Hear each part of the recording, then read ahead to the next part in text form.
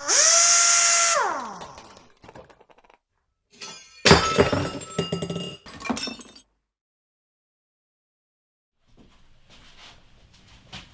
and welcome to the Compact Workshop. My name's Sean and this is the first of our episodes, actually tutorials looking at building something. So moving on from the introduction, apologies it's taken us a little while to get here, but we're trying to sort out camera equipment and other such bits. So now we're there, I'd like to welcome you to our first tutorial and let's get going. So we're going to start from the top up, and as you can already tell, there are some items already built in the workshop. We'll have a little bit of a look at those later on in the episodes, but basically I had to get moving with things. So what I'm going to do today is we're going to make a very simple wood support system.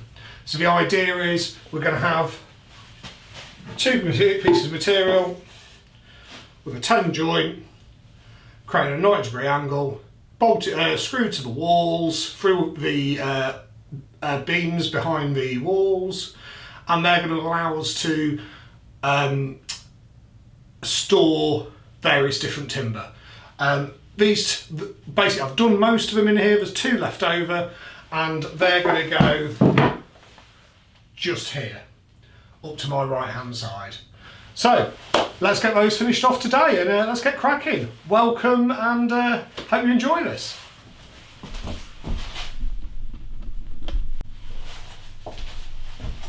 So first of all, I'm going to make two of these material supports or racking.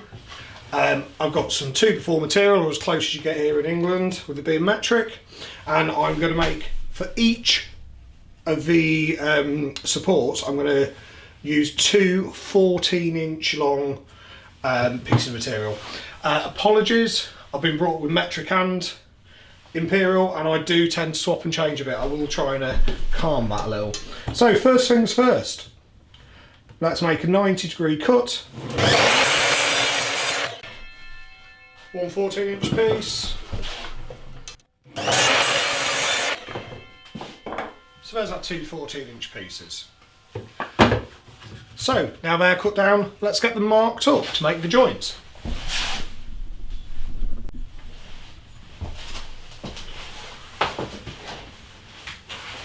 So to start with mark it up, I'm going to mark up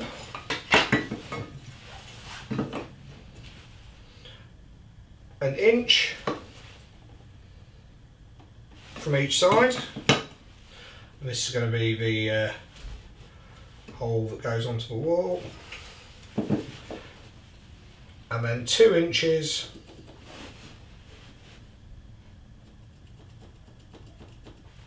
from the bottom.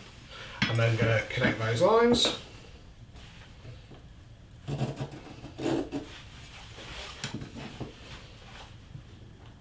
You might already see a line on here. To be honest, the camera battery just died, so I'm redoing this part. But all the same, so stay with me. Once I've done that, what I'm going to do is use the actual material that will make part of the joint. I'm going to offer that up, and then I'm going to use that to mark the line on the top so I get the right thickness. So that's one part done. So the next part, and this here is the bit we're going to get rid of. So with the next bit, I'm simply going to go in 1 inch again. Make sure your pencil's nice and sharp for this bit. Always helps. Also helps if you remember if you're left or right-handed. Trying to keep my hands out of the way of the camera, I'm afraid. I keep forgetting. So, and I want to go material depth here. So again, I'm going to use the material, make sure that's flush, and that's going to be my line across there. Nice and simple joint. We're going to add some glue and screws, obviously, to get support it and make sure it'll take the weight that we want it to. Not going to be lots and lots of weight on these, but there's going to be a fair bit. We're talking about a few bits of timber. So the bit we're going to get rid of in this case is here. So we'll just follow that line all the way across. Again, can't remember which way to put me square so that you can see it in the camera. So, now we're all marked out. This, once cut, will go into there. And that will create us a nice square joint, which will hopefully create a nice flat bed here for our material to sit on. So, let's get on with the cutting.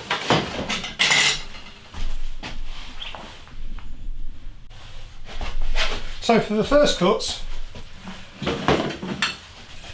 I'm going to use the bandsaw. So I've got my marked out piece. Put the texture on first.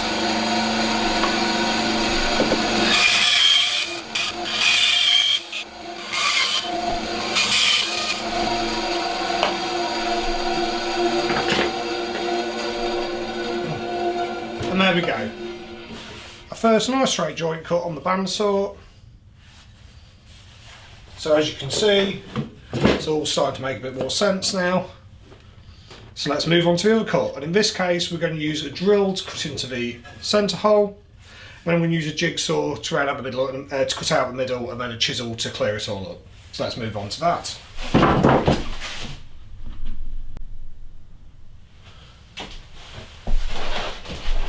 So, now let's start by drilling a hole to allow us to jigsaw out the hole in the middle of the wood. You could bandsaw in, but obviously you're going to leave a gap. You could fill that with glue afterwards, but because I don't want this to be a really strong joint, that's why I'm going to use a jigsaw, well, a drill bit and then a jigsaw.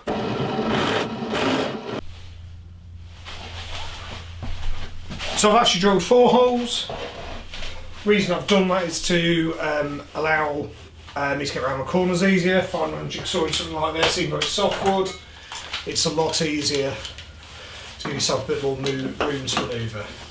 Unfortunately, the video cut out part way through drilling the holes. You didn't miss much, trust me, but the battery died. So let's just carry on from here. So I've got everything in a clamp, keeping my hands well away.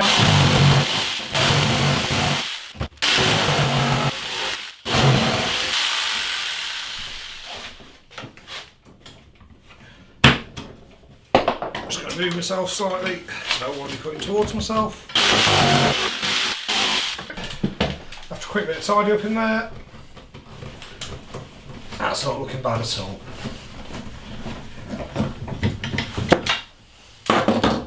Obviously, because of the blade flexing, probably is a little bit narrow on that side, so let's just alter up the piece in question.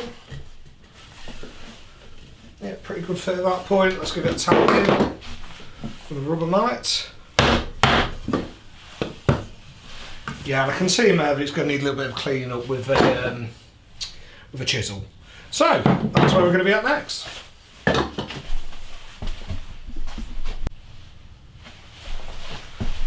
Oh, now we'll move the clamp around. Keep yourself well clear, and basically I'm just going to tidy up. To be honest with you, because of the type of wood this is, we can probably very carefully keep the hands well away.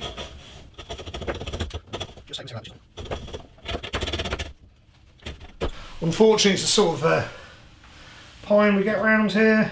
Well, pine is pine, but we don't get much of an offering of wood around here, so this is what we have to work with unless you want to spend a lot of money.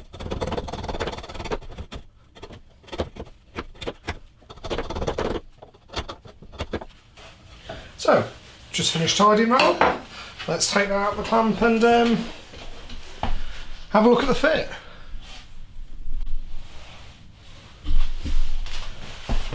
So now that's the inside all cleared up. Let's start gluing up. I've given it a quick offering and make sure it fits and it sits nice and straight and flat, so that's what we want to see. So with this glue up, I'm going to glue all four sides of the joint. Not be a lot of space in there, so there'll be quite a bit of squeeze out, so I won't put too much on.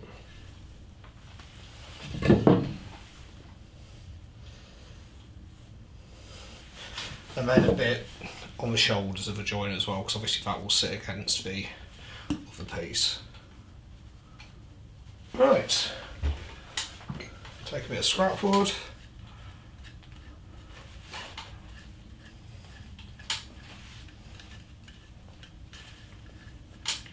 All smoothed out nicely.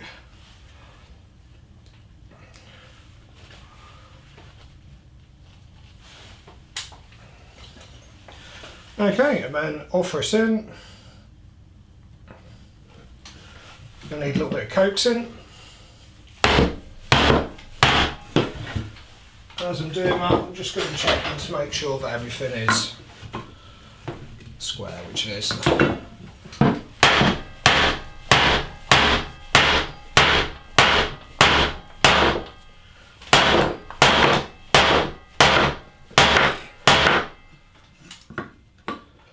Yeah, still looking good. I'm looking pretty flat down there. Excellent. Right, a couple more taps and we're done.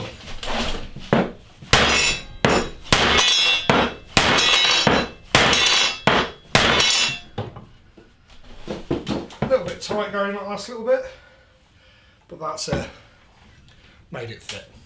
So we'll have a little bit tied up at the back here. We can see there's a little bit bulging out, so maybe it's a little bit long, but we can soon sort that out. Lovely. Right, on to the next bit. So just for aesthetic reasons now, I'm just going to put some curves into the piece. These match the other pieces I've done previously. I just want them to have this nice gentle curve to them, just aesthetically makes them look nicer. I could have done this beforehand, but I like to get it together so we'll see where everything's going to sit, so it matches the other pieces. So we'll just do that on the bandsaw.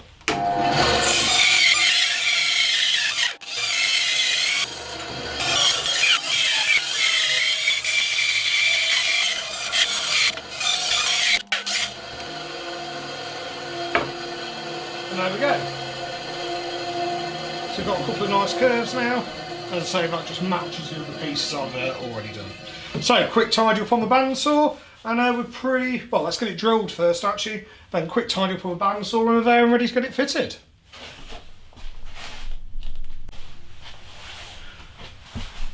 So now on with drilling the holes that are going to attach this to the wall.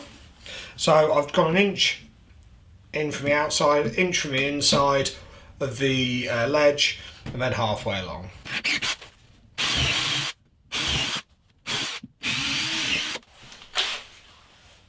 Once they're drilled, quick countersink.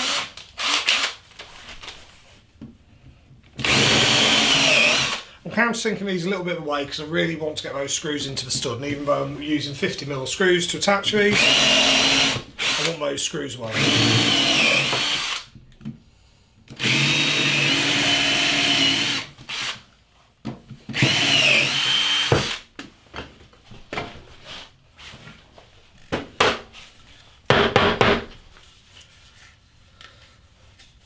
There we go.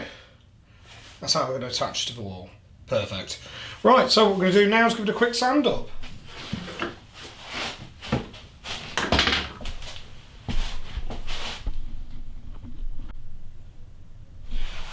So because these are going to be mounted on the wall, need to first of all make sure that the back end's flush. There we go. That's lovely and flush there, so that means it's going to sit nice and flat against the wall. I could get my bench sander out, but to be honest, because it's just doing a quick one, just get the hand belt sander out and give it a quick walk over. It's going to be painted, so it doesn't need much.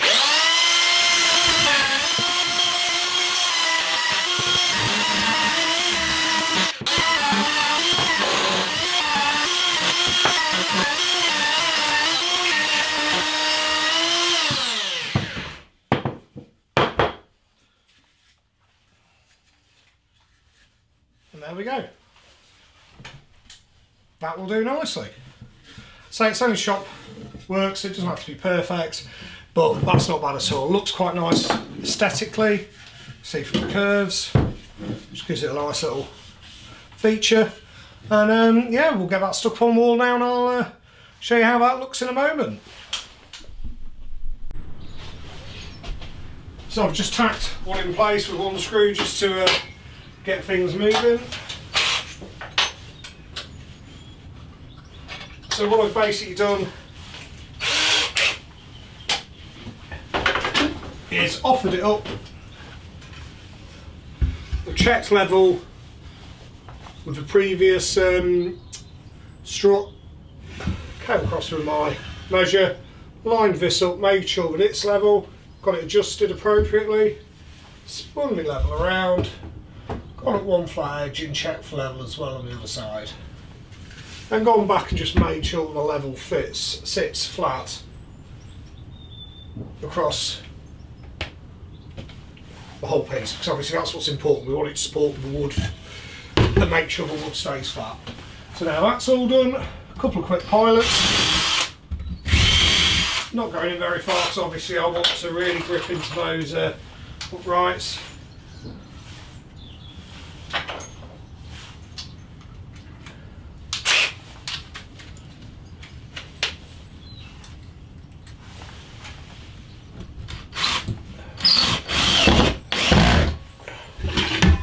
Checking, make sure everything's right, because obviously further you get in, if something goes wrong, the worse it's going to be to try and resolve it.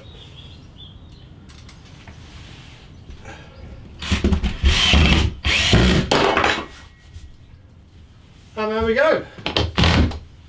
One very strong, out of the way, and aesthetically pleasing support. So I really hope you like the look of these now. Let me just give you a quick spin round. As you can see, we've got 3 on this side, got 3 at the back. Now the 3 at the back I have done something slightly different with. I've actually chopped half the material out of the actual support, so except an 18mm piece of board, and that runs all the way across, and that's so I can have some smaller materials on there. I've got some things like foam and other bits and bobs which can be stored up there. Put some little corner braces in as well, because once you get to this point it can be a little bit unsupported, so added a little bit of extra support there. Then coming back along this way without tripping over my ladders, you can see we come all the way up to this unit here. So there you go.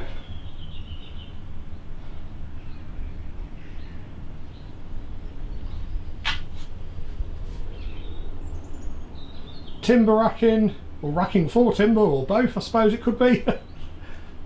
For a small workshop, stays out your way, nice and strong, and gives you all that extra space you need.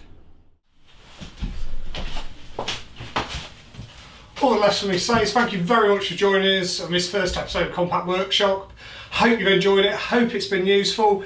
There are other videos obviously out there showing you the similar sort of thing, but this is how I've designed it for my really small workshop, and I thought it would be of some interest to you all. If you'd like to join us again, hit the subscribe button. It's not there like I said before, it's actually down below. If you'd like to like the video, leave any feedback. I'm all about learning. I'm not saying I know everything. If there's something you think I've done wrong, if there's another way you do something, I'm not saying I'm going to take your advice, but I'll happily listen to it, happily have a chat with you about things. And you know, it's good to throw ideas about, it's good to learn. Everyone is always learning, no one knows everything. So if you want to throw us a comment in the comment section, I know some of the tools should be fastened down, some of the bandsaw, the bench, the chuck miter saw and things like that, but unfortunately I'm not at that point yet. This will come in later videos. Yeah, you want to drop us a message, please feel free, please follow us. And next up we're going to have French cleats. Don't worry, I won't spend long showing you the French cleats themselves, i.e. how to make them. There's lots of videos on that. What I want to show you is my ideas on French cleat storage. So you might have picked up on a few as you've seen around the workshop today. Come back and see us for the next one. From me, Sean of the Compact Workshop, thank you very much. Cheers, bye.